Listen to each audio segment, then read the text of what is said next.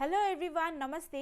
Previous भिडियोमा मैले Australia skill माइग्रेसनको फ्याक्टर्सहरूको बारेमा र के कस्तो पोइन्ट्सहरू आउँछ भन्ने बारेमा कुरा गरेको थिएँ र त्यही रिलेटेड आज म तपाईको पार्टनरले तपाईलाई एक्स्ट्रा पोइन्ट्स दिलाउन मद्दत गर्छ भन्ने बारेमा कुरा गर्दैछु। सो कसरी त पहिला त बुझौँ, यदि तपाईँ सिंगल एप्लिकेन्ट हुनुहुन्छ भने तपाईले अटोमेटिकली नै 10 पोइन्ट्स पाउन सक्नुहुन्छ।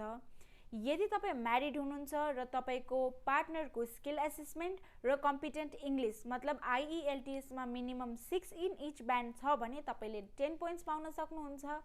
र यदि तपाईको पार्टनरको मात्र कम्पिटेन्ट इङ्ग्लिस मतलब आइइएलटिएसमा 6 इन इच ब्यान्ड छ भने तपाईले 5 पोइन्ट्स क्लेम गर्न सक्नुहुन्छ।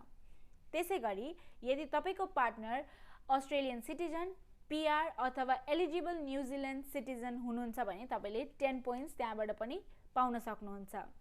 सो यो सबै पोइन्ट्सबाट याद राख्नु होला, तपाईले एउटा मात्र पोइन्ट्स चुज गर्न सक्नुहुन्छ, एउटा मात्र पोइन्ट क्लेम गर्न सक्नुहुन्छ।